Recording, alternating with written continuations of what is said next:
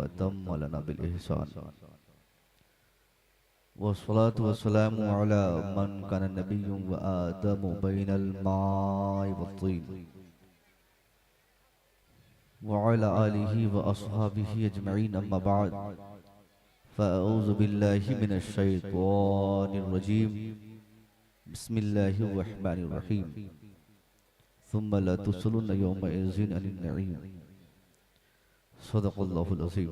दुरूद शरीफ पढ़ें। अल्लाहुम्मा सल्लि अला सय्यिदना शफीना नबीना मुहम्मदिन बारिक वसल्लम सलातु व सलामुन अलैका या रसूलल्लाह सल्लल्लाहु अलैहि व आलिहि वसल्लम।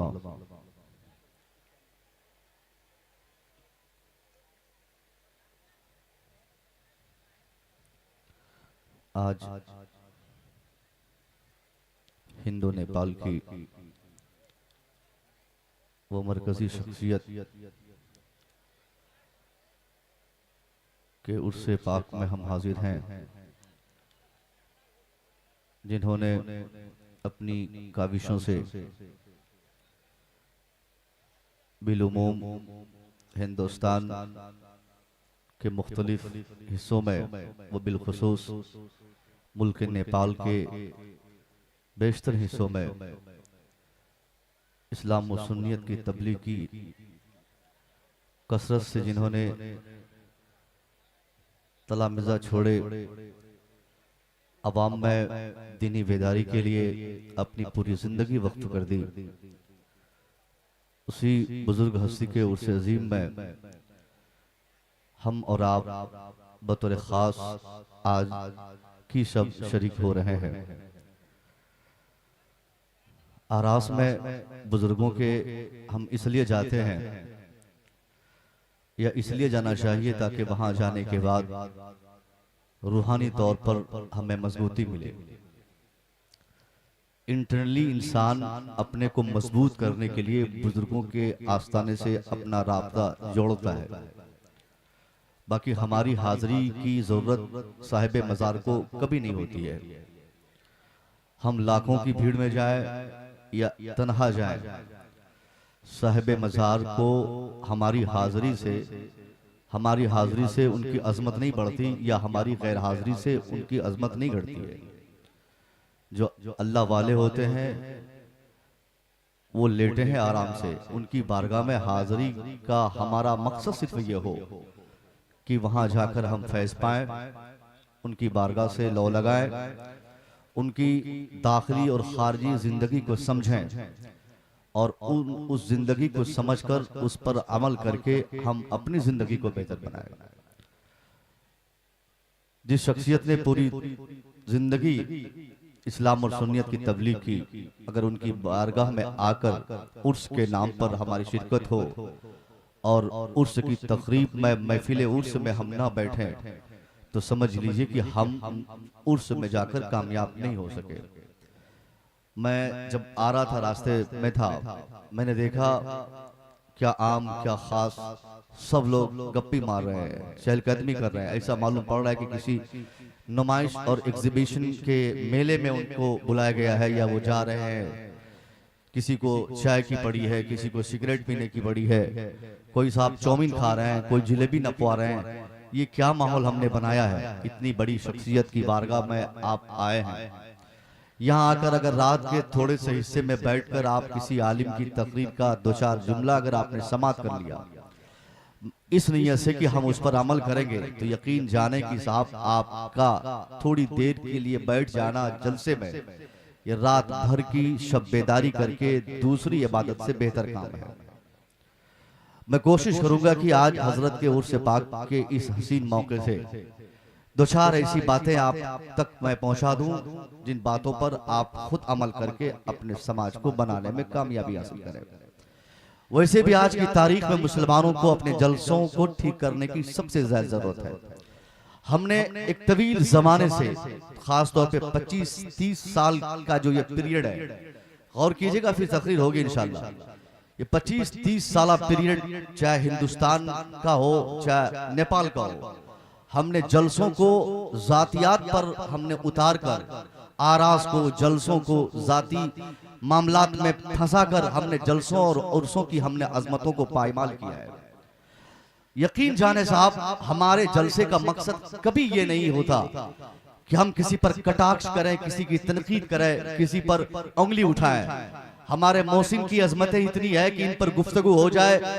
एक आलिम अगर गुफ्तगू करना चाहे तो एक रात नहीं, कई कई रात खत्म हो जाए, हजरत की शख्सियत और खिदमात पर कमा हकू गुफ्तगू ना हो सके। एक मुसन्निफ कलम उठाकर हजरत की शख्सियत पर लिखना चाहे, लिखता चला जाए, जब तक थक ना जाए, तब तक वो अपने से उसको कलम को रोक ना दे, तब तक हजरत की मुकम्मल अजमत वो बयान नहीं कर सकते।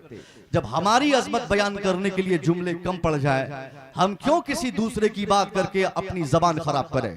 मगर हमने हर जगह कोई एक दो जलसा या एक दो उर्स की अगर बात हो तो उसको ढक छुप कर, उसको समझा बुझाकर उसको रोका जा सकता है। क्या बिहार, क्या बंगाल, क्या उड़ीसा, क्या बरेली, क्या अजमेर, क्या केशोचा, क्या साहब नेपाल, हर जगह रात दिन ये 25-30 सालों में हम लोगों ने जलसों और उर्सों की जो अजमतों को झगड़ा और झंझट और फसाद में फंसा कर हमने जो अपना वक्त जाय तो किया ही किया है। इस भोली भाली आवाम का ज़हन और दिमाग को भी हमने मुंतशिर करने में कोई कमी महसूस नहीं की है। फिर हमने चीखा है कि हजरत जलसे का फायदा समझ में नहीं आता। फिर हमने रोकर आंसू घरियालू बहाकर हमने लोगों को यह बताया है कि साहब हमने उर्स में 5 लाख खर्च किया। उस 5 लाख खर्च करने के बाद महंगा 25-25, 30-30 हजार का खतीब और 40-40 हजार का शायर और 50-50 हजार के नकीब बुलाकर हमने चौपट कर दिया। कौम को फायदा नहीं हुआ। साहब गलती आपने की है। कौम की भलाई आपका मकसद नहीं था। आपका मतलब ये नहीं कि आप कौम की अच्छाई और उसकी इस्लाह के लिए आप जलसा करते। आपने जलसे को नुमाइश मकसद समझा था और वही नुमाइश कराने के लिए आपने ये सब किया। जिसको जलसे से इस्लाह मकसूद होता है, जो इंसान जलसा इसलिए करता कराता है कि कौम की भलाई, कौम की अच्छाई उसमें छुपी रहे और कौम की इस्लाह हो, बेटियां सुधर जाए, बेटे सुधर जाए, बच्चों में एजुकेशन आ जाए, औरतों में हया आ जाए, बुजुर्गों में समझ आ जाए, मोहब्बत आ जाए, आखिरत की फिक्र आ जाए। इन सारे मुद्दों और इंटेंशन को जो शख्स दिमाग में मलूज़े खातिर रखता है, उसके बाद जलसे का इश्तिहार छपवाता है, माइक वाले को, टेंट वाले को, बाजा वाले को दावत देता है, उसके जलसे से 100% इस्लाह होती है, 100% उस जलसे से काम होता है। और जहां उर्स की तकरीब हो, जलसे की तकरीब हो, कॉन्फ्रेंस हो, उसके करने कराने का मकसद ये हो कि हम फलाने साहब पर बोलेंगे, हम उनकी अजमत बयान नहीं करेंगे, हम अपने मुखालफिन को सामने लाकर उनकी पूरी जिंदगी को अवाम में लाकर उसको हम जलील करने की कोशिश करेंगे। याद रखिए, किसी को जलील करने के लिए सबसे पहले अपनी जबान को, इंसान को गंदा करना पड़ता है, अपना वक्त खराब करना पड़ता है, तज़िया औकात होती है, तब जाकर सामने वाले के लिए 2-4 उनके जिल्लत भरे जुमले उनके लिए बोले जाते हैं। हाथ जोड़कर अवामुन्नास से पूरी महफिल में हजरत की मौजूदगी में, हजरत के मज़ार पाक का वास्ता देकर, उलमा की मुबारक मौजूदगी में मुसव्विर रज़ा का अज़ीम शान पैगाम आपके लिए है। छोड़िए झगड़ा झंझट और बर्बाद होने के लिए आपके पास कुछ नहीं बचा है। सारी चीजें तबाह हो गई, आपके बच्चे मारे जाते, शर्म नहीं आती, बेटियों और बीवियों की इज्जतें लूटी जाती और आप साहब अपने लोगों के चक्कर में पड़े हैं। ये वो है, वो है।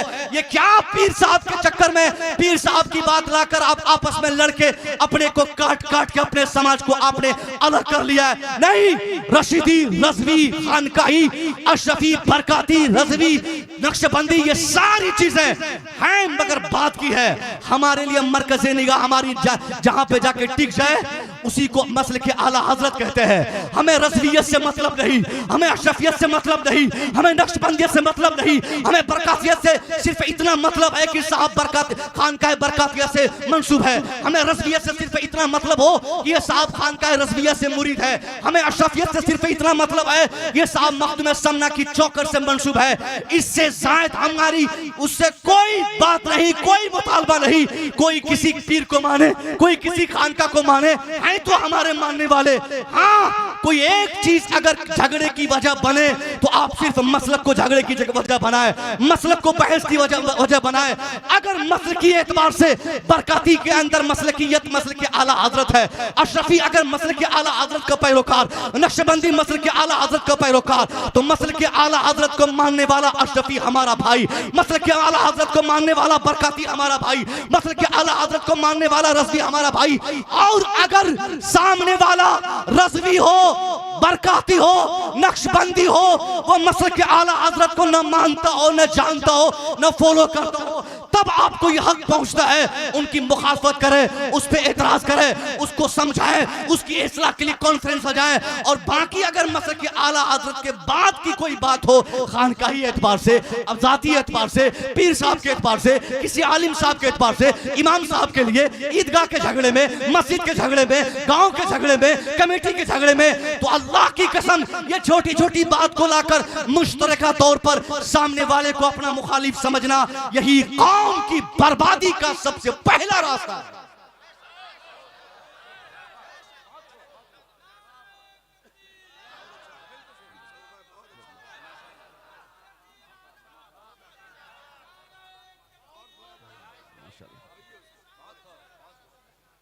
क्या आपने समझ लिया?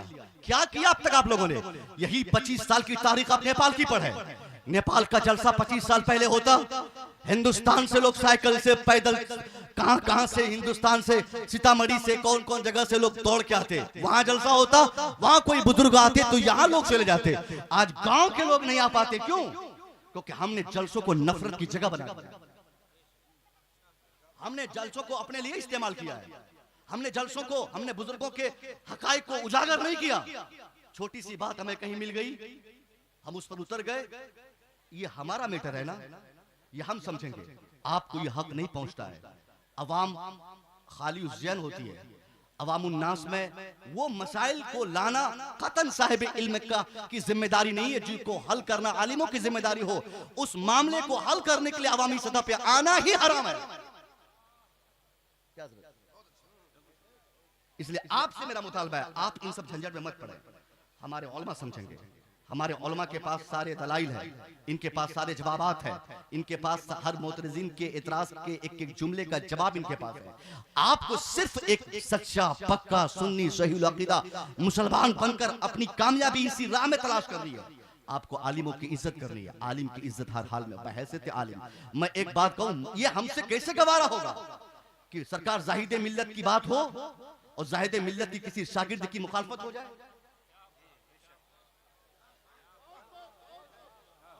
हुजूर जाहिद मिल्लत के किसी एक शागिर्द की मुखालफत, हुजूर जाहिद मिल्लत की जिंदगी पर उंगली उठाना है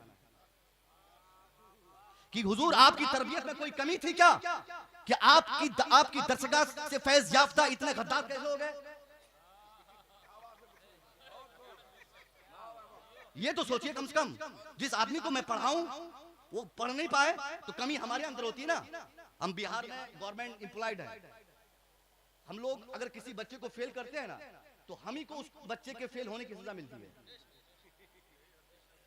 और होती भी यही है। तो इतना तो कम से कम आप समझिए, कतई ये सब बातें नहीं होनी चाहिए। अब आलिमों की इज्जत करें, एकजुट हो जाए, पूरे समाज को, मुंतशिर समाज को एकजुट करके जो काम कर रहा है उस पर काम करें। आज अपनी बेटी, अपने बच्चे, अपने समाज, अपने मुआशरे में काम करने के लिए 50 नहीं 50,000 आपके पास रास्ते हैं, उस पर काम करें। उस पर कोई काम नहीं होता है, कहीं काम नहीं हो रहा है, सिर्फ मुखालफत, सिर्फ झगड़ा, सिर्फ झंझट, सिर्फ इख्तिलाफ, सिर्फ गाली गलौज, सिर्फ तनकीद, सिर्फ क्रिटिसाइजेशन, सिर्फ यही सब करके हमने अपना वक्त जाय करके अवाम का भी वक्त जाय किया। अल्लाह के वास्ते मैं उम्मीद करूंगा कि आइंदा हम लोग इन सब चीजों से परहेज करके अपनी अवाम को, अपने लोगों को, इन बच्चों को, इन नौजवानों को सही राह दिखाने के लिए हम अपने जलसों का इस्तेमाल करेंगे।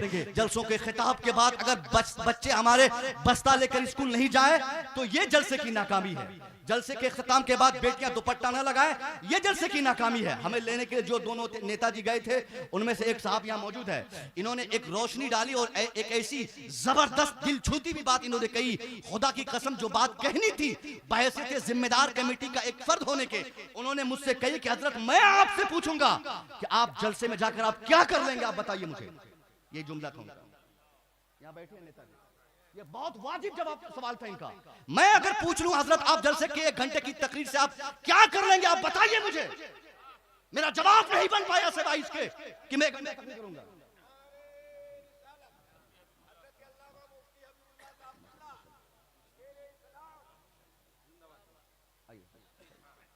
यानी एक आलिम को पूछना चाहिए, आपको सोचना चाहिए कि जिस आलिम को मैं बुलाया 1 घंटा की तकरीर मैंने उनसे करवाई, उस 1 घंटा की तकरीर से हमें क्या दर्श मिला। ये जब तक इस पर इंडिकेशन नहीं करेंगे वो जलसे की तब तक कामयाबी नहीं मिलेगी।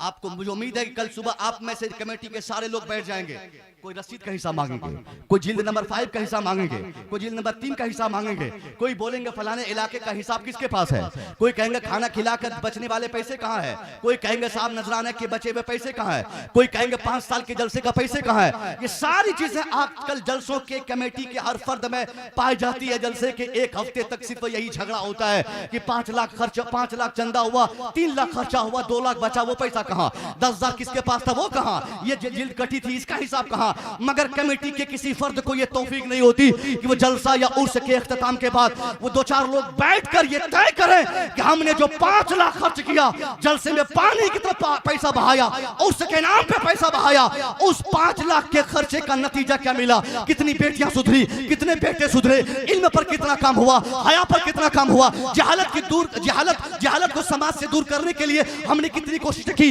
इस पर कोई तवज्जो नहीं दी जाती। सिर्फ पैसे का हिसाब, टेंट का हिसाब, माइक का हिसाब, खतीब का हिसाब मांगा जाता, मगर इसका हिसाब न कोई लेता न कोई देता कि हम सुधरने के लिए कितना तैयार हुए।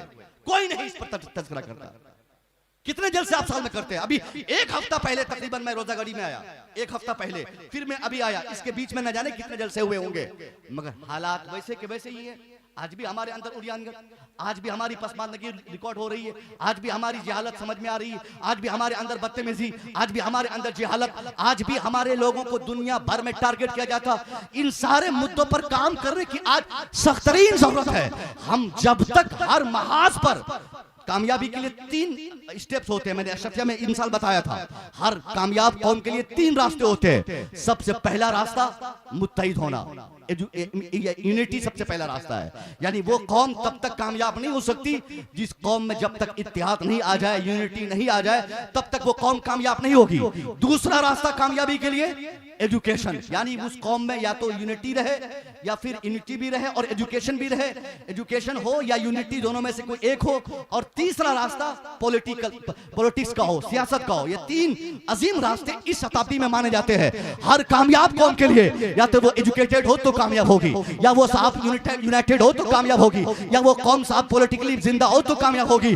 मैं आपसे पूछता हूं, इन 3 ऑप्शंस में, इन 3 रास्तों में कौन सा रास्ता है जिस रास्ते का मुसाफिर नेपाल का मुसलमान, हिंदुस्तान का मुसलमान, दुनिया भर का मुसलमान है? मैं दावे से कह सकता हूं, पॉलिटिकली अगर दुनिया भर के मुसलमानों का जायजा लिया जाए तो सबसे ज्यादा टूबर और गरीब पॉलिटिक्स में अगर कोई कौम पूरी दुनिया में नजर आती है वो कौम मुस्लिम है। मुसलमानों की हैसियत आज दुनिया भर में सियासी एतबार से सबसे ज्यादा पसमानदा है। सियासत के मैदान में मुसलमानों का कोई असर रसूख, कोई पहचान नहीं। तो पता चला तरक्की का जो पहला और मजबूत रास्ता सियासत का होता है, उस रास्ते में हम पिछड़ गए। अब बचे 2 रास्ते, एक रास्ता एजुकेशन का है और दूसरा रास्ता इत्तेहाद का है। इत्तेहाद की अगर बात की जाए तो इत्तेहाद के तनाजुर में आज दुनिया भर में, चाहे नेपाल हो, चाहे हिंदुस्तान हो, चाहे पाकिस्तान हो, इंडोनेशिया हो, चाहे बांग्लादेश हो, दुनिया भर में मुसलमान जहां रहता हो, मुसलमान गोया आज पूरी दुनिया में कहने को साहब 150 करोड़ है,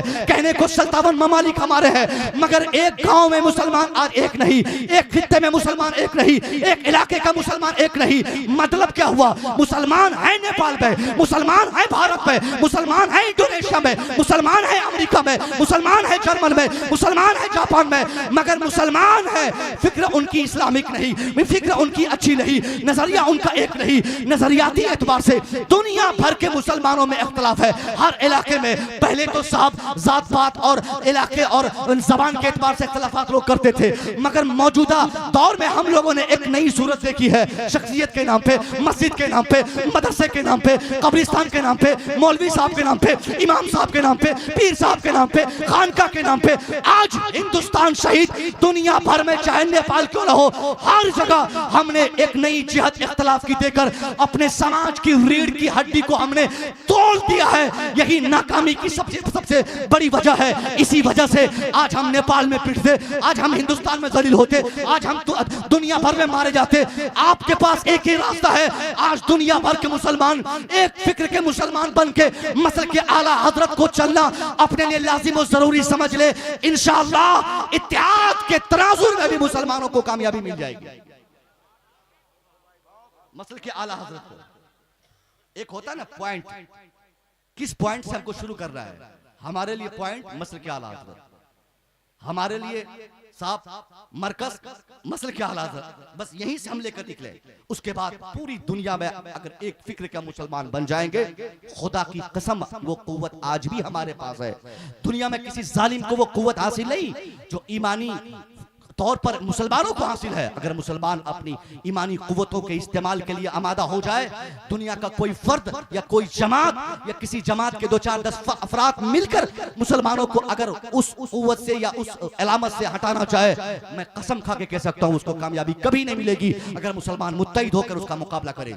ये सबसे पहले सबसे बड़ी चीज थी जो मैंने बता दी। अब तीसरा रास्ता जो असीम रास्ता है, एजुकेशन का रास्ता। मैंने रोजा गढ़ी में कहा, उसके काफी रिस्पॉन्स मुझे मिले। अभी आते ही लोगों ने कहा हजरत आपने रोजा गढ़ी में कई ऐसे अहम निकात दिए थे, 2-4 ऐसी बातें हुई थी, नौजवानों का दिल धड़क गया था। मैं समझता हूं आपका दिल धड़के ना धड़के, अमल उस पर होना चाहिए। उसमें से मैंने एजुकेशन की 2-4 बातें मैंने कही थी। आज भी मैं चाहता हूं कि उनमें से ये एजुकेशन के ताल्लुक से जो 2-4 बातें थी वो आपको कहकर आपके समाज को मरने से, तबाह होने से, आपको बर्बाद होने से बचाया जाए। आज आपके पास काम करने के लिए जो सबसे बड़ा रास्ता है और सबसे जरूरी रास्ता है, वो रास्ता यही एजुकेशन का रास्ता है। मैं एक बात कहना वहां भूल गया था। लोग बोले हजरत पढ़कर क्या करेंगे, हमारे बच्चे सऊदीया में काम करते, हमारे बच्चे दुबई जाते, हमारे बच्चे दोहा खटते, हमारे बच्चे ओमान में काम करते, हमारे बच्चे हिंदुस्तान में खटते, हमारे बच्चे मजदूरी करते। फिर जब हम मजदूरी करेंगे तो पढ़ के क्या करेंगे। यही आपकी कच फिक्री है कि आपने पढ़ने को जॉब के हुसूल का एक जरिया पढ़ने को समझा। आपने ये समझा पढ़ना इसलिए जरूरी है ताकि नौकरी मिले, पढ़ना इसलिए जरूरी है ताकि जॉब मिले, पढ़ना इसलिए जरूरी है ताकि काम मिले, पढ़ना इसलिए जरूरी है ताकि पैसे आए, पढ़ना इसलिए जरूरी है ताकि मकान मिले, पढ़ना इसलिए जरूरी ताकि पैसा कमाए। यही आपकी नाकामी की सबसे बड़ी वजह कि आपके बच्चे नहीं पढ़ पाते, या अगर पढ़ भी लेते तो उस पढ़ाई या उस तालीम से कामयाबी नहीं मिल पाती। मैं आपसे कहूंगा साहब, तालीम का मकसद कभी भी पैसा कमाना नहीं होता। एजुकेशन का सिद्धांत कभी भी मकान बनाना, पैसा ऐंठना, कॉलोनी बनाना, जॉब पाना, नौकरी पाना कतई नहीं होता। आप इसलिए बच्चों को न पढ़ाएं कि आपके बच्चे पढ़ेंगे तो जॉब मिलेगा। अगर आप जॉब के लिए पढ़ाएंगे तो आपका बच्चा पढ़ने के बाद डॉक्टर तो बनेगा, मगर डॉक्टर बनने के बाद चोर भी बन जाएगा। अगर आप जॉब और पैसे के लिए बच्चों को पढ़ाएंगे तो आपके बच्चे डॉक्टर तो बनेंगे, डॉक्टर और इंजीनियर बनने के बाद चोरी वही करेंगे। क्या कहेंगे आप नेपाल के डॉक्टरों के बारे में, क्या कहेंगे हिंदुस्तान के डॉक्टरों के बारे में। उनके पास MBBS की डिग्रियां होती है, मगर वो डिग्री रखने के बाद भी झूठ बोलता है। 20 रुपया कमाने के लिए नहीं, जांच तो हाँ जांच, पेशाब के नाम पे पैसा, पखाना के नाम पे पैसा, किडनी के नाम पे पैसा, खून के नाम पे पैसा। वो कौन सा इंसानी बदन का हिस्सा है जिस हिस्से के लिए आज के डॉक्टरों ने अपनी फीसें मुकर्रर न की हो। कोई अच्छा खासा आदमी चला जाए उसके पास कुछ दिखाने के लिए खांसी का बहाना लेकर के मुझे कफ की बीमारी है, मुझे बुखार है, फीवर है, वो डॉक्टर जानता है कि मामूली सी दवाई देकर इसका बुखार दूर किया जा सकता है, मामूली सा इंजेक्शन देकर इनकी तकलीफ दूर की जा सकती है। मगर वो डॉक्टर, दुनिया भर के 99% डॉक्टर इस फिक्र में अपने चैम्बर में बैठते हैं कि मैं उसकी जांच करूंगा, मैं पहले पेशाब जांच लिखूंगा, मैं पखाना जांच लिखूंगा, और वो जांच करवा कर सामने वाले की पॉकेट खाली करता। अगर सामने वाले के पास पैसे नहीं होते तो वो घर आता, जमीन बेचता, मकान बेचता, जेवरात बेचता, वो सारी चीजें बेचकर डॉक्टरों को भीख में देता, डॉक्टरों की ख्वाहिशात की तकमील करता। मैं कहना चाहूंगा ये वो लोग पढ़े लिखे हैं जिनके माँ बाप ने किसी जमाने में कहा था हजरत मेरा बेटा पढ़ेगा टेंशन दूर होगा, मेरा बेटा पढ़ेगा डॉक्टर बनेगा तकलीफ दूर होगी, मेरा बेटा पढ़ेगा इंजीनियर बनेगा तकलीफ दूर हो जाएगी। आज वो इंजीनियर झूठा है अपने समाज का, आज वो डॉक्टर चोर है अपने समाज का। इसलिए आपसे मेरी गुजारिश है, अपनी औलाद की तालीम का मकसद आपके ज़हन और दिमाग पर कभी पैसा कमाना ना हो। अगर आपका बेटा इसलिए पढ़ता है कि वो पैसा कमाएगा तो वो जरूर 5 साल के बाद MBBS डॉक्टर तो बन जाएगा, FRCS की डिग्री लाएगा, MD की सनत लाएगा, मगर MD की सनत वाला वही चोर बनेगा, वही डकैत बनेगा, वही समाज का खद्दार होगा, वही डकैती पर आमादा होगा, वही बेईमानी और जुल्म और ज्यादती पर आमादा होगा। हाँ, आज दुनिया भर में तालीम पर बहस होती है, दुनिया का हर फर्द जानता है और मानता है कि तालीम से इंसान आगे बढ़ेगा, तालीम से समाज आगे बढ़ेगा, मगर दुनिया ने तालीम का मकसद कुछ और बताया है। इस्लाम जो कहता है उस नजरिए तालीम पर हमें अमल करना है। इस्लाम क्या कहता है? इक़रा बिस्मि रब्बिकल लज़ी खलक़। इस्लाम कहता है पढ़ पढ़, पैसे के लिए नहीं, माल के लिए नहीं, जॉब के लिए नहीं, नौकरी के लिए नहीं, माल के लिए नहीं, गाड़ी और मकान के लिए नहीं। कुरान कहता है पढ़, अपने रब के लिए पढ़। पढ़ना है तो अल्लाह के लिए पढ़, पढ़ना है तो रब के वास्ते पढ़। जो इंसान अल्लाह के लिए पढ़ता है, रब के लिए पढ़ता है, अपने पैदा करने वाले के खातिर पढ़ता है, वो इंसान उस तालीम से अपनी दुनिया भी बनाता है, अपनी आखिरत भी बनाता है। नारे तकबीर, नारे तकबीर, नारे रिसालत। है अल्लामा डॉक्टर मुसव्विर रजा मिसबाही, उलमाए अहले सुन्नत, मसलके आला हजरत, फैजाने हुजूर जाहिद मिल्लत। नारे तकबीर, नारे रिसालत। वाह, जिंदाबाद जिंदाबाद। मैं अब आपको ये नहीं कहूंगा कि आप तालीम के इंपॉर्टेंस को समझे, तालीम की अहमियत समझे, तालीम को फरोग दे, इल्म को फरोग दे। नहीं, इल्म के फरोग की अब कोई बात नहीं होगी। आज का शराबी भी जानता है पढ़ा लिखा क्या होता है, आज का गैंडी भी जानता है कि पढ़ने की कीमत क्या होती है, मगर फिर भी आज दुनिया में पढ़ाई आम होने के बाद भी जुल्म बाकी है, ज्यादती बाकी है, बेहयाई चल रही है, झूठ और जुल्म फैल रहा है। इसकी वजह क्या है कि दुनिया ने पढ़ाई को जरूरी तो समझा, मगर पढ़ाई के उस रास्ते पर चलना जरूरी नहीं समझा जिस रास्ते की वकालत इस्लाम करता है। इस्लाम पढ़ने के लिए कहता है, मगर वो नॉर्मल तालीम नहीं, इस्लाम अल्लाह के लिए पढ़ने कहता है, अल्लाह के वास्ते तालीम को आम करने को कहता है, अल्लाह के खातिर तालीम की बात इस्लाम करता है। अगर हम अपने बच्चों को अल्लाह के लिए पढ़ाएंगे, हमारा बच्चा पढ़कर अपना समाज भी बनाएगा, अपनी आखिरत भी बनाएगा। इस पर हमें काम करना है। आज हमारे छोटे छोटे बच्चे स्कूल तो जाते हैं, मगर उस स्कूल जाने वाले बच्चे को एजुकेशन का मफहूम हमने उसके दिमाग में ऐसा गलत मफहूम बिठा दिया, बेटा जल्दी जल्दी पढ़, बेटा आगे बढ़ के तुमको डॉक्टर बनना है, बेटा तुझे ज्यादा पैसा कमाना है, बेटा तुझे माल ऐंठना है, बेटा तुझे इंजीनियर बनकर 5 लाख कमाना है। अब जिस बच्चे को बचपने में जो गार्जियन पैसा कमाने की बात उसके सामने लाकर उसको स्कूल भेजेगा, 10 साल के बाद वो बेटा उस तालीम से सिर्फ पैसा कमा सकता है, इंसानियत के फरोग उससे नहीं हो पाएंगे, इंसानियत की तरक्की उनसे नहीं हो पाएगी, इंसानियत का काम वो नहीं करेगा। अब अगर इन तमाम तमीदी गुफ्तगू को आपने समझ लिया है तो आज आप हुजूर जाहिद मिल्लत के मदरसे की तारीख आप पढ़े और आप इस मदरसे की खिदमत को मुलाहाजा करें, आपके तलामिज़ा की खिदमत मुलाहाजा करें। आज इस अज़ीमुश्शान इस जलसे में दस्तारबंदी का हसीन मंजर आप देखेंगे, जहां बच्चों की दस्तारबंदी। ये क्या मतलब है? इस माहौल में जबकि आज के समाज में एक इंजीनियर की कमाई 5 लाख रुपया महीना और एक आलिम की कमाई, हाफिज की कमाई 10,000 रुपया महीना भी नहीं है। इस माहौल में भी अगर किसी तालीमी इदारे से हाफिज बनाने जाए, आलिम बनाया जाए तो अफसोस की बात है, ये पूछने पर है कि साहब आपने क्यों आलिम बनाया? अगर आपको पैसा कमाना था तो अपने बेटे को आलिम और हाफिज बनाने की जगह पर आप इंजीनियर और डॉक्टर बनाते। आपने क्यों 10,000 रुपया महीना कमाने वाला अपना बेटा बना दिया? मैं पूछता हूं आपसे, क्यों बनाया? एक सवाल होता है ना, जिस जमाने में डॉक्टर बनना लोगों ने जरूरी समझाओ, इंजीनियर IAS और IPS बनना अपनी औलाद के लिए जरूरी और लाजिम समझाओ, उस माहौल में अगर किसी मदरसे से 10 बच्चों की दस्तारबंदी हो रही है, वो भी हाफिज बनाए जा रहे हो बच्चे, तो ये अफसोस की बात है कि साहब क्यों आप हाफिज बना रहे हैं?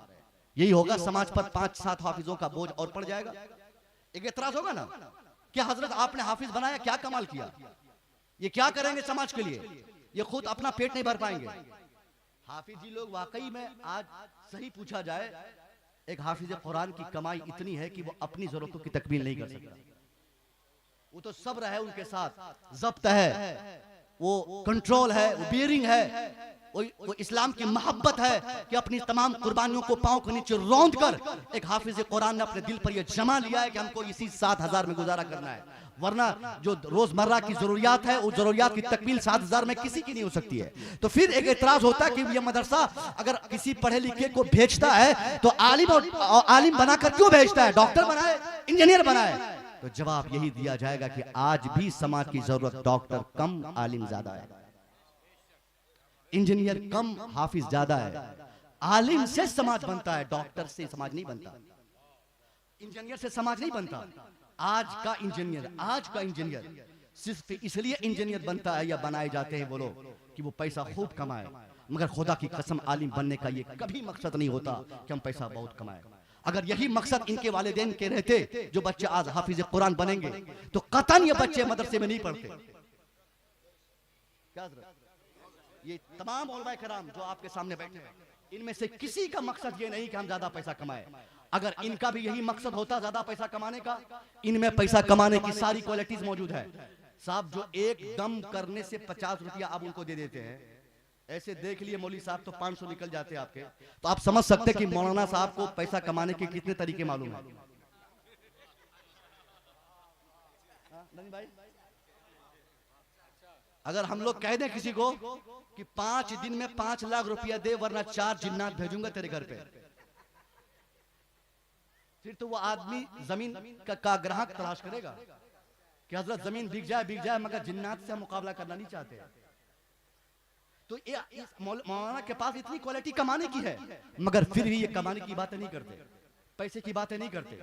ये कमाने पे आ जाए, आपकी तरह, आपके बच्चों की तरह ये भी जींस और टी शर्ट चढ़ा ले, ये भी साफ फैशन पे उतर जाए। इनको भी शौक है, इनकी भी ख्वाहिश है कि हम भी लौंडा दिखें, हम भी खूबसूरत दिखें।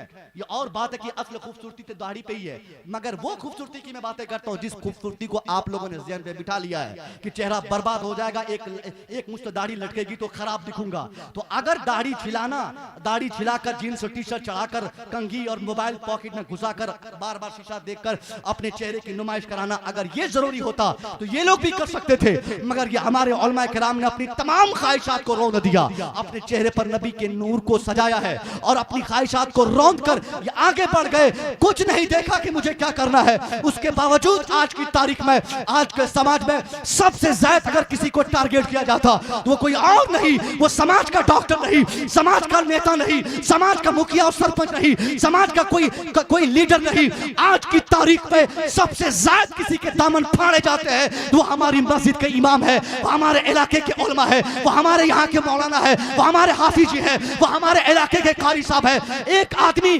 उनकी निगाहों के सामने उसके समाज में डॉक्टर चोरी और बेईमानी करके 5 साल में करोड़पति बन जाता, मगर कोई हल्ला चिल्ला करने वाला नहीं आता। एक नेता बुलेट खरीदने के बाद फौरन फॉर्च्यूनर कार खरीद लेता, कोई एतराज नहीं करता। मौलवी साहब साइकिल के बाद एक गाड़ी हीरो होंडा खरीद ले तो 50 मोतरदीन एतराज करने आ जाएंगे कि हाफिज जी लगता है चंदा में घपला मारे हैं, लगता है दिल्ली से चंदा करके लाकर ये झूठ बोलकर ये हेरा फेरी करके चंदा में ठगी किए है, इसलिए गाड़ी खरीद लिए। यानी आज की तारीख में मुसलमान हर जगह के इन तमाम चीजों को ज़हन पे बिठा लिया है कि ये मौलवी साहब साइकिल पे ही चले, ये मौलवी साहब फकीर ही रहे, ये मौलवी साहब गरीब रहे, ये मौलवी साहब जो चंदा ही काटते रहे, ये मौलवी साहब तावीज़ की कमाई खाते रहे। यानी हमने कभी ये नहीं समझा कि हमारी मस्जिद का इमाम भी सबसे बड़ा अपने इलाके का अमीर हो, हमारी मस्जिद का इमाम भी अपने इलाके का शेख का बेटा हो। अगर हमने ये नहीं सोचा, नहीं समझा, इस पर तवज्जो नहीं दी तो हमें मरने के लिए इंतजार करना चाहिए, क्योंकि जिस कौम का रहबर गरीब होता है उस कौम को तबाह करने में दुश्मनों को ज्यादा ताकत नहीं लगती है। आज की तारीख में सबसे ज्यादा दुनिया भर के हर अक़वाम की रहबरी में जितने रहबर हैं उनमें से सबसे ज्यादा गरीब अगर किसी मजहब के मानने वालों की रहबरी करने वाले हैं तो वो सिर्फ मजहब इस्लाम के मानने वाले या हमारे उलमा है। आज इनकी गरीबी की हालत मत पूछे, मस्जिद की इमामत पर सवार है, मस्जिद की इमामत करते हैं, वो जिम्मेदारी निभाते हैं, मगर आम हमारे समाज में इनको 50-25 हजार रुपया देने की औकात तो नहीं, फुर्सत नहीं, हैसियत नहीं। सारी चीज होने के बाद भी अगर निकाह के नाम पे मौलाना साहब 5000 रुपया मांग ले, ये अवामुन्नास एतराज करते हुए ये लोग कहेंगे हजरत ये पैसा कहाँ लिखा है, ये नजराना कहाँ लिखा है, ये तकरीर के नाम पे 25,000 कहाँ लिखा है। मैं कहता हूँ इस कैमरे के सामने नतीम भाई मौजूद है, ये हमारे नकीब साहब है, हमारे चतुर्वेदी साहब है, इन तमाम उलमा की मौजूदगी में ये बात कहता हूँ हजरत अल्लाह की कसम आप मत पीछे हटके 25 नहीं 50,000 आवाम से मांगे। आज 1,000 मांगते हैं, कल 2,000 मांगे, कल 4,000 मांगे, परसों 5,000 मांगे, क्यों नहीं पैसे मांगेंगे? इनका पैसा मांगना इनका हक है। अगर ये पैसा नहीं मांगेंगे तो इनके नाम पे वसूली करके आप अय्याशी करेंगे, इनके नाम पे वसूली करके आप अपना घर बनाएंगे, इनके नाम पे वसूली करके आप अपने बच्चों को कहीं घूमने ले जाएंगे। हमने देखा साहब जलसों के इख्तिताम के बाद मौलवी को 10,000 देकर उनके नाम पे 50,000 लिखकर 40,000 अपना नाम पे सिक्योरिटी बिठाकर उस पैसे से घूमने गया, उस पैसे से मस्ती किया। ये जवाब की सूरत उसे किसने दी? मौलवी अगर मांग लिया हमें 25 चाहिए तो नानी मरती है। अगर मौलवी मांगना छोड़ दे फिर कव्वाली के नाम पे यही कौम 1 लाख रुपया, 5 लाख रुपया नचनिया के नाम पे, 10 लाख रुपया आवारा के नाम पे, ये ढोल ढाल के नाम पे, ये डीजे के नाम पे, ये सारी चीजें होती, कोई एतराज नहीं करता कि हजरत कव्वाली करने के लिए आपने 5 लाख खर्च क्यों किया। जैसे मौलवी साहब 5,000 नजराना के मांग ले बुखार चढ़ जाता है। मैं कहूंगा हाँ हम तौबा करते हैं, नहीं मांगेंगे। आप इरादा कीजिए कि हम जलसा के नाम पे चंदा नहीं करेंगे।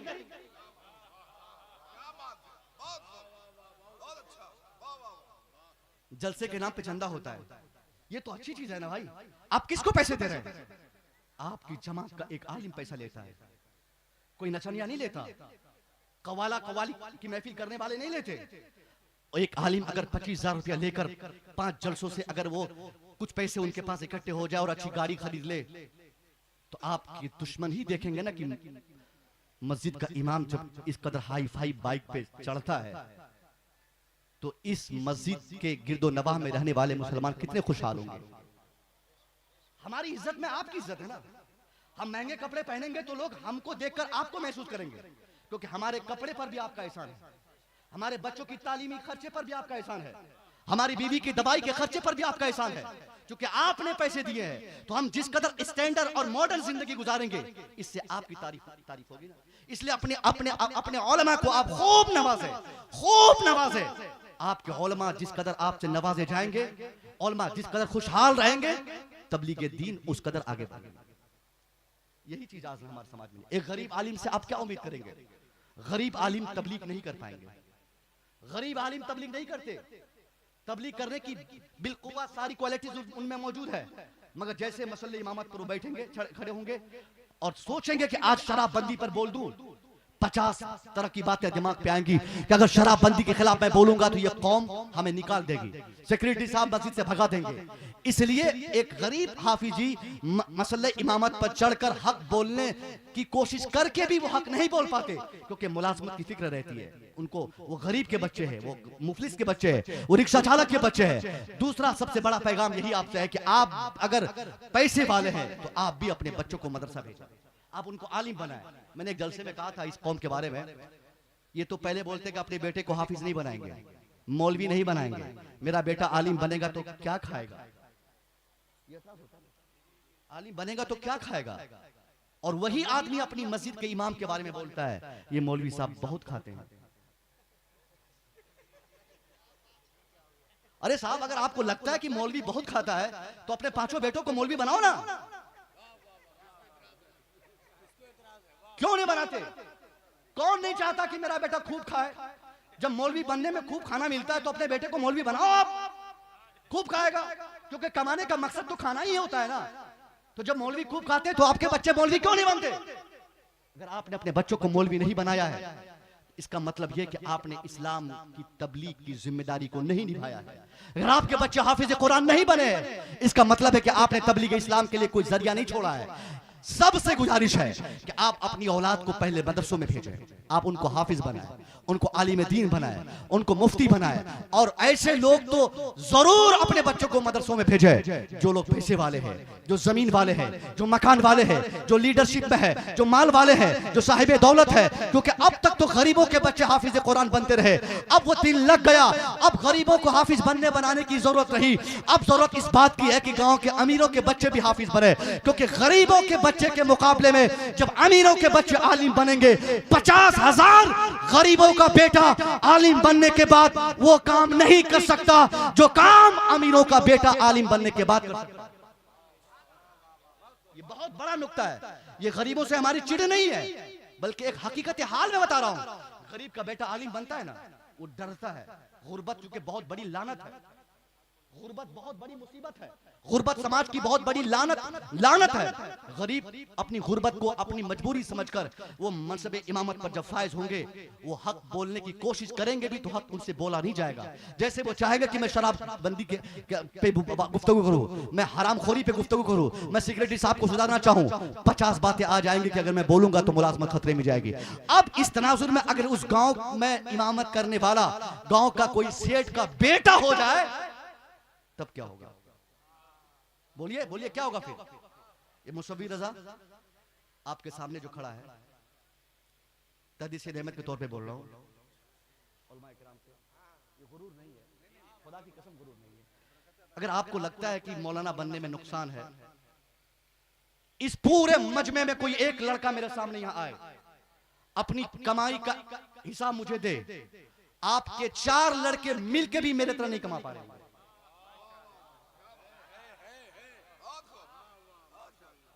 प्रोग्राम से नहीं, कमाई के बहुत सारे तरीके हैं। मौलवी बनने का मतलब यह नहीं कि मुसीबत मोल लेना। मौलवी बनने का मतलब यह नहीं कि आप फंस गए। आप ईमानदारी से जितनी ताकत लगाकर अपने बच्चों को आपने डॉक्टर बनाने में मेहनत की है, उसका सिर्फ 25% अगर आपने अपने पैसे को मदरसे में लगा दिया, खुदा की कसम वो डॉक्टर बनकर जितना कामयाब आपका बेटा नहीं होता, उससे ज्यादा आपकी काविशों से आपका बेटा आलिम बन के बन सकता है। हाँ, झोला छाप मौलवी बनाएंगे तो कामयाबी नहीं मिलेगी, तरावी पढ़ाने वाला हाफिजी बनाएंगे तो बच्चों को कामयाबी नहीं मिलेगी। रमजान शरीफ आने से पहले हम लोगों के पास फोन आते हैं बच्चों के गार्जियन के, हजरत देखिएगा कहीं, हजरत देखिएगा कहीं, हजरत तरावी की कोई जगह देखिएगा। पहले तो बोलता है अच्छी जगह देखिएगा, जैसे जैसे रमजान करीब आते जाता है और रमजान जब घुस जाता है तब बोलता है कैसो ही जगह देखिएगा। मुफ्ती साहब आपको तो और आता होगा फोन, और रसूल बारात में आप रहते हैं ना, इसलिए समझ रहे हैं, कैसो भी जगह देखिएगा। साहब यही है झोला छाप।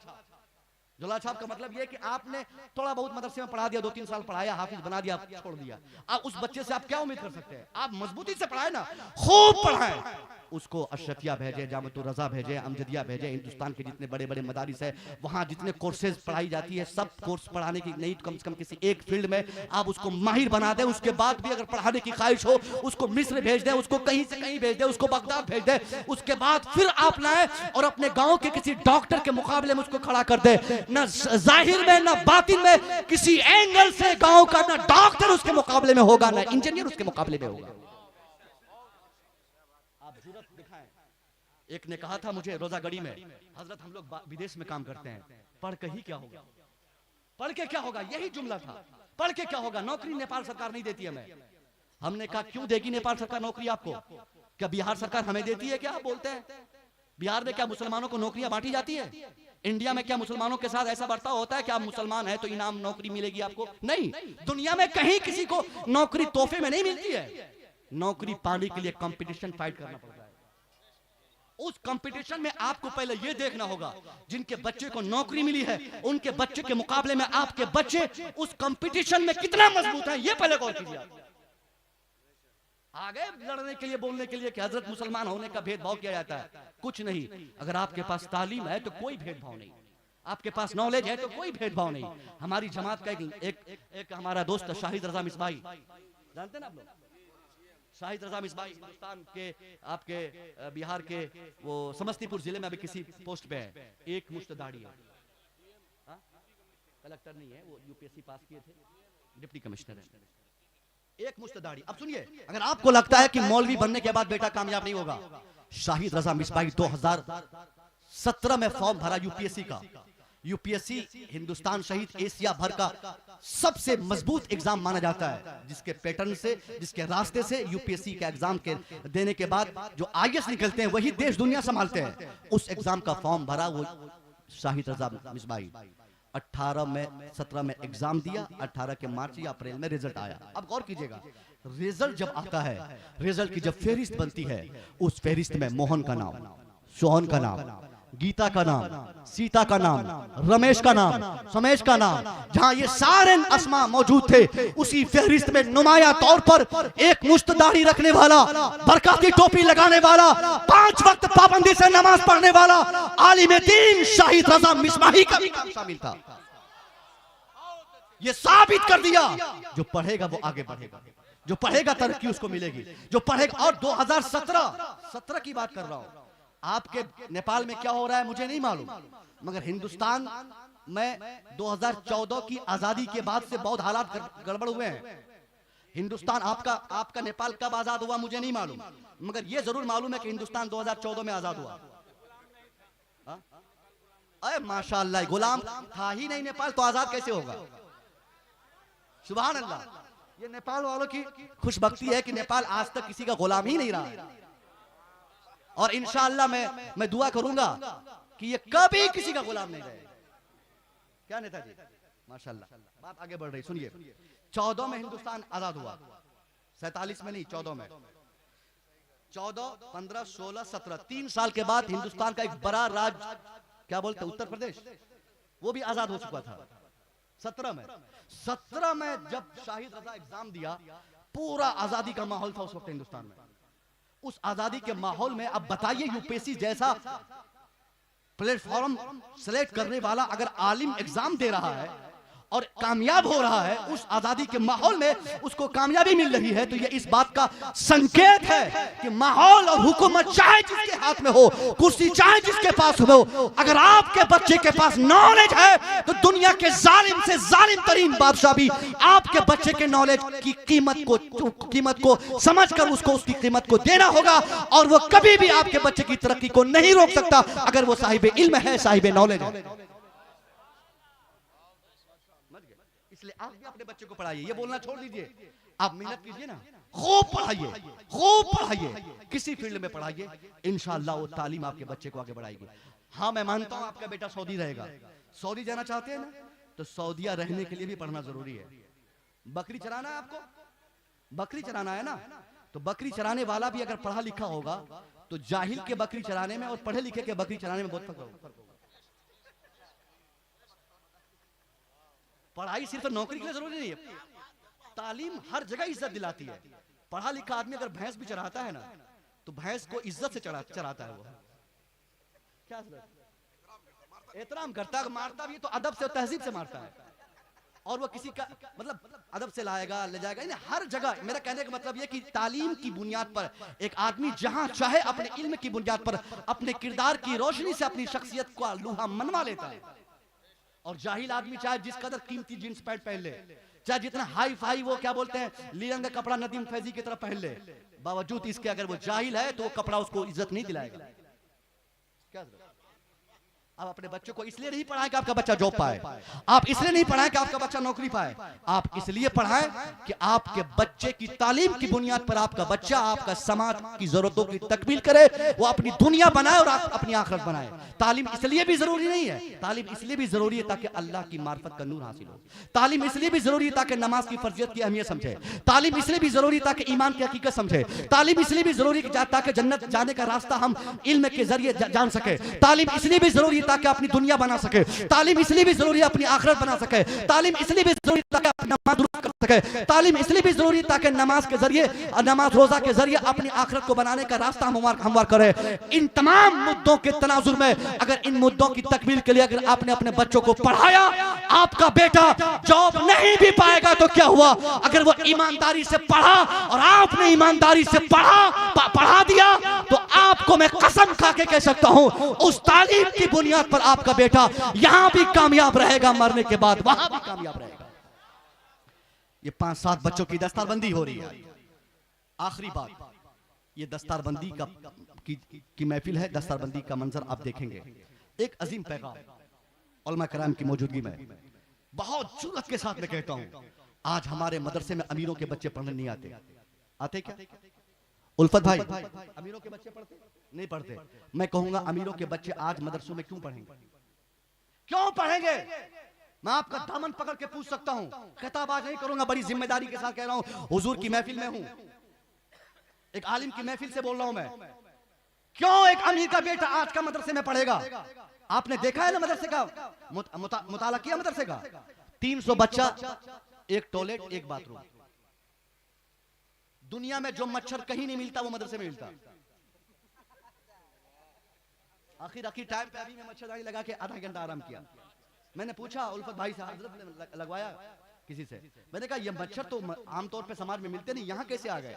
यानी मदरसों का मामला जो हमने आजकल इतना खराब कर दिया है, ये क्यों? क्योंकि एक ज़हन पे हमने एक फिक्र बैठा दी है, ज़कात सदका, ज़कात सदका, ज़कात सदका, ज़कात सदका, ज़कात सदका, ज़कात सदका। रमजान आए चंदा करो, ज़कात मांगो, सदका मांगो, फितरा मांगो, मदरसे को की तरक्की नहीं। आपसे गुजारिश है, हाथ जोड़ के मत मांगिए ज़कात इन लोगों से, मत मांगिए सदका इन लोगों से। हम लोग ज़कात मांग कर मदरसों की अजमतों को खराब कर दिया हम लोगों ने। किसने कह दिया आपको कि मदरसे में ज़कात देना चाहिए? ज़कात की रकम दी जा सकती है मदरसे में, देना कंपलसरी नहीं है। मदरसे में आपका जाती पैसा लगे, आपका जो पॉकेट का पैसा, आपका जाती का, आपका खर्चे का पैसा, वो पैसा आप लगाए। जिस तरह स्कूल में डोनेशन के नाम पे, स्कूल में पढ़ने के नाम पे, स्कूल में ट्यूशन फी के नाम पे, स्कूल में हॉस्टल के नाम पे, स्कूल में मंटसरी में आपने पैसे खर्च किए, 50,000, 30,000, 40,000, 1 लाख, 5 लाख खर्च किए। उसी तरह आप मदरसों में पैसे दें। ज़कात के सहारे से अगर आप मदरसा चलाते रहेंगे, क़यामत तक आपके गाँव के मदरसे से कोई सेठ का बेटा हाफिज बन के नहीं जाएगा, क्योंकि आप ज़कात के सहारे मदरसा चलाएंगे। सेठ यही कहेगा, मेरा बेटा क्यों ज़कात खोरी करेगा, मेरा बेटा क्यों ज़कात के अड्डे में जाएगा। इसलिए हमारी कोशिश अगर यह है कि हमारे मदरसे से आलिम बनने वालों में अमीरों के बच्चे भी आलिम बने, हाफिज बनने वालों में सेठों के बच्चे भी आलिम बने, तो हमको सबसे पहले सेठ के बच्चे के रहने का इंतजाम उस तरह सेठाना माहौल में करना होगा। हमको ज़कात से मदरसे को आजाद करके मदरसे को फैसिलिटेट करना होगा। अगर स्कूल के इसकी सेहन पे टाइल्स लगे हैं तो मदरसों में टाइल्स लगाना होगा। स्कूल के बच्चे अगर एसी का मजा लेते हैं तो मदरसे में एसी चाहिए। स्कूल में साहब अगर अच्छे पंखे और कूलर की हवा लेने वाले मान लेते हैं तो मदरसों में भी पंखे और कूलर की हवा खाने वाले बच्चे मौजूद हो, वहां भी वही इंतजाम हो, वहां भी खाने का बेहतर इंतजाम हो, वहां भी बेहतर पढ़ाने वाले मिले। जब इस तनासुर में हम मदरसे के पीछे दिमाग लगाएंगे तो जिस तरह आज हमारे मदरसों में गरीबों के बच्चे सब पढ़ने आते हैं, 1 साल आप मेहनत कीजिए, आपके इलाके के सारे अमीर अपनी पूरी कोशिश करेंगे, उनकी ये तरजीह होगी कि उनका बेटा कॉलेज की तालीम बाद में ले, अपने इलाके के मदरसे में जाके पहले हाफिज कुरान बन जाए, बाद में डॉक्टर इंजीनियर बने। ये कब होगा? जब मदरसे में हम टाइल्स बिछवाएंगे। और मदरसे में टाइल्स कब लगेगा? ये वसूली करके नहीं लग सकता। एक मौसा मिले, ये भी रमजान शरीफ के फौरन बाद 1 माह 4 दिन वो मुंबई में रहे, 1,18,000 चंदा किया इंडियन रुपीस। उन्होंने बताया कि हजरत बहुत चंदा इस बार मैंने किया। मैं समझा लगता है 1 करोड़ किए होंगे। मैं खुश हो गया। मैं बोला कि आप मेरे मदरसे में आइए, आपके तरह उस्ताद की तो जरूरत हमको है। कौन नहीं चाहेगा चंदा करने वाले टीचर हमको मिले। हर नाज़िम आला की पहली फरमाइश यही होती है कि हजरत पढ़ाने वाले थोड़ा कमजोरी तो चलेगा, थोड़ा चंदा थोड़ा ढंग से करने वाला हो। यही तालीम मर जाती है, यहीं पे एजुकेशन का हमने खून कर दिया। आप आलिमों से चंदा करवा रहे हैं। जिस आलिम को कुरान की एक आयत पर रिसर्च करना चाहिए था, पूरे रमजान में रिसर्च करके एक नई फिक्र दुनिया के सामने लानी थी, वो आलिम बैग लेकर मुंबई घूम रहा है। क्या मुफ्ती साहब, जिस आलिम को समाज के सुधार की कोशिश करनी थी, फिर आप सेक्रेटरी किस लिए बने? आपने मेंबरशिप किस लिए ली? आप खजांची किस लिए बने? आप गांव के आप रुकने किस लिए हैं? आप खुद चंदा करें, मौलवी से सिर्फ दुआओं का तामुल लें, ये लोग दुआ कर देंगे आपके लिए। इनको इनसे चंदा करवाते हैं और पूरा साल चंदा करने के बाद 1 लाख 1.5 लाख किया, उसके सारे चलता मदरसा नहीं। आप इनको खुद से पैसा दें, रमजान शरीफ हो, गैर रमजान हो, खारिज रमजान हो, जब आपके पास पैसे आ जाए, आपका बेटा मदरसे में पढ़े तब भी, ना पढ़े तब भी, आपकी पॉकेट भर जाए, आप दिल खोल के मदरसे में आकर आप मौलवी साहब से कहें, हजरत ये मेरी तरफ से 5000 रुपया मदरसे की तरक्की के लिए मैं दे रहा हूं। अगर आपने ऐसा देना शुरू कर दिया, मैं उम्मीद करूंगा कि अगर आप देंगे तो मदरसे की सूरत बदलेगी, फिर मदरसा किसी स्कूल और कॉलेज से कम नहीं होगा, इमारत के मामले में कभी कम नहीं आंका जाएगा। और अगर आपने नहीं दिया तो दूसरा रास्ता भी हमारे उलमा को मालूम है। अगर आपने इनको चंदाखोर कहा, अगर आपने इनको फकीर समझा, अगर आपने इनको लाचार समझा, अगर आपने इनके चंदा मांगने पर इनको जलील किया, ये उलमा अगर चंदा करना छोड़ देंगे तो दूसरा ऑप्शन भी इनके पास है। ये चुपचाप अपने ऑफिस में बैठ जाएंगे, रसीद निकाल लेंगे और एक फेरिस्त बनाकर अपनी ऑफिस की दीवार पे चस्पा कर देंगे, ऐलान आम कर देंगे कि अब रमजान में, गैर रमजान में हम चंदा नहीं करेंगे, अब कुरान खानी के नाम पे हम 20,000 मांगेंगे, अब जनाजा के नाम पे 50,000 मांगेंगे, अब निकाह के नाम पे 1 लाख मांगेंगे, अब खतना की महफिल पढ़ने पर 50,000 मांगेंगे। अगर ये उलमा इस तरह की फेरिस्त लटका देंगे तो आप तसव्वुर करें फिर हमारे यहाँ जनाजा का क्या हाल होगा, फिर हमारे यहाँ खतना की महफिल कौन पढ़ेगा, फिर कुरान खानी कौन करेंगे। इससे पहले कि हमारे उलमा मदरसा चलाने के लिए कोई दूसरा रास्ता अख्तियार करे, आप खुद से उलमा से मोहब्बत पैदा करके बगैर मांगे मदरसे में जाकर इतना दे दे कि हर साल मदरसे की इमारत में कुछ न कुछ चेंजिंग आ जाए, 25-50 बच्चों का इजाफा हो जाए, हर साल नई नई फैसिलिटीज कायम होती रहे। फिर नतीजा यह निकलेगा, क्या अमीर, क्या गरीब, क्या लाचार, क्या मुफलिस, क्या दौलतमंद, क्या फकीर, सबके बच्चे मदरसे में आएंगे। जब अमीरों के बच्चे, गरीबों के बच्चे, कालों के बच्चे, गोरों के बच्चे, सेठों के बच्चे, पैसे वालों के बच्चे, सबके बच्चे एक दस्तरखान से काल अल्लाह व काल रसूल की सदाएं बुलंद करेंगे। खुदा की कसम, फिर इस्लाम और मुसलमानों की तरक्की आपके गांव से उठेगी और दुनिया भर के लिए तरक्की की जरूरत बन जाएगी और पूरी दुनिया पुकारेगी कि अब पूरी दुनिया का बागडोर तरक्की के लिहाज से अगर किसी कौम के हवाले किया जा सकता है तो सिर्फ मुसलमान।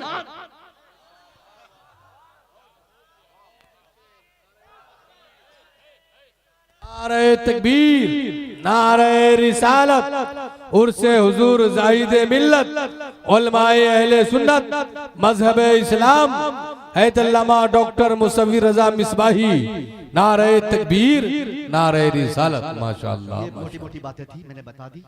अब उम्मीद करूंगा कि आइंदा आप किसी भी आलिम को इस हैसियत से नहीं कहेंगे कि हजरत चंदा लेने आए हुए हैं। लोग घबरा जाते हैं मौलाना को देखकर। मौलवी साहब का दोस्त मौलवी साहब का फोन तक नहीं उठाता रमजान में,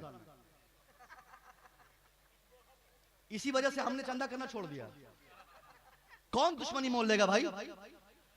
एकदम ईद की नमाज के बाद ही वो कहता कि हाँ आप 15 रमजान को मिस कॉल मारे थे, 15 दिन कहां था बे तू? इसलिए नहीं लौटाया कि मौलवी साहब बोलेंगे कि ज़कात इस बार किसको दिए। अरे साहब आप खुद से दीजिए ना, ये ज़कात अगर मांगने आ रहे तो इनकी मेहरबानी है, ये खुद अपनी पॉकेट थोड़ी भरते हैं। कोई एक आलिम का नाम बताइए जो चंदा करके करोड़पति बन गए हो। मुखिया 5 साल में करोड़पति बनता है, नेता 3 साल में करोड़पति बनता है, डॉक्टर 2 साल में कहां से कहां चला जाता है। मगर ये हमारे उलमा बस साइकिल से बहुत ज्यादा तरक्की हुई है तो बाइक तक, इससे जायद की तरक्की ना ये चाहते हैं ना ये फिक्र इनकी है।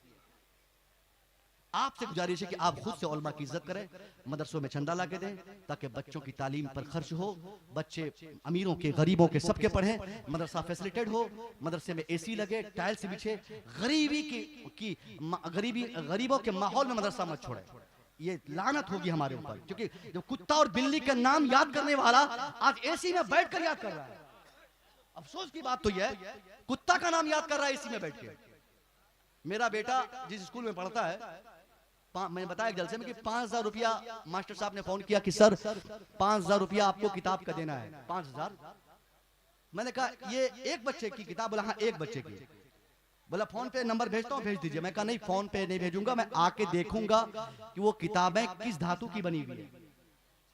कि भाई कितनी किताबें हैं? बोला 5 किताब 5,000। मेरा तो दिमाग खराब हुआ कि 5,000 की किताब वो स्टील की है, लोहे की है, वो किताब या पीतल की है, सोने की है, चांदी, किस चीज की परत है उसमें भाई 5,000 रुपया दाम है। जब मैं यहाँ गया मैं बोला किताब लाइए, तो पहली बुक जो दिया अंग्रेजी की, जैसे दिया मेरे सामने, मैंने पहला पेज पलटा, कवर पेज पलटने के बाद पहले पेज पर इतना बड़ा सेब का फोटो, नदीम भाई, स्मॉल लेटर में APPLE, कैपिटल लेटर, एक पेज खत्म। दूसरे पेज पर बल्ला, किसी में बिल्ली, किसी में कुत्ता, यहां तक कि छतरी और हाथी की तस्वीर भी उस 26 पेजेस में थे। मैंने पूछा इसका कितना दाम, बोला 1300 रुपया। तो एक 26 पन्ने की किताब, उसका दाम 1300 रुपया होता है। और उसी समाज का कोई एक बच्चा अगर मदरसे में पढ़े और कोई मौलवी साहब ये कह दे कि एडमिशन चार्ज 1300 रुपया लिया जाएगा, तो नानी मरती इसको। अभी 4 दिन से फेसबुक पर लिखने वाले लिखारी लोग लिख रहे हैं कि आजकल अशरफिया में भी पैसे मांगे जाते हैं, अमजदिया में पैसे मांगे जा रहे हैं, लड़कियों के मदरसे से पैसे मांगे जा रहे हैं, लोग मदरसा खोल के पैसे मांग रहे हैं। अरे साहब पैसे क्यों नहीं मांगेंगे? लाचारी से मदरसा चलता है क्या? 2500 रुपया महीना, 3000 रुपया महीना अगर कोई मदरसा वाला ले ले। नारे तकबीर, नारे रिसालत, हैदर अल्लामा ज़रूल क़ादरी साहब क़िबला, नारे तकबीर, नारे रिसालत। आपको खुद से पैसे देने हैं, आपका बेटा स्कूल में पढ़ता है, दिल खोल के पैसे खर्च करते हैं। 1300 रुपया अगर मदरसे में मौलाना साहब अगर दाखिला के नाम पे मांग ले तो कयामत आ जाएगी आपके ऊपर। और यही कज फिक्री है। इन तमाम फिक्रों अफकार को अपने जहन से निकाल कर आप ये बोले कि हम डोनेशन के नाम पे मेरा बेटा मदरसे में पढ़े ना पढ़े, हम दिल खोल के मदरसे में हम खिदमत करेंगे। जिस दिन आपकी ये फिक्र हो जाएगी, आपका मदरसा आपके इलाके के जितने स्कूल हैं सबसे अच्छी इमारत पर मुश्तमल अगर कोई तालीमी इदारा होगा तो सिर्फ आपका मदरसा होगा, दूसरा कोई नहीं। इंशाअल्लाह इससे तरक्की होगी। मैं दुआ करता हूँ मौला तबारक व तआला बोलने में मुझसे, सुनने में आप सामीन से जो खता हुई हो अल्लाह इसे माफ फरमाए। अस्तगफिरुल्लाह रब्बी मिन कुल्लि ज़ंबि व अतूबु इलैह। अस्सलामु अलैकुम।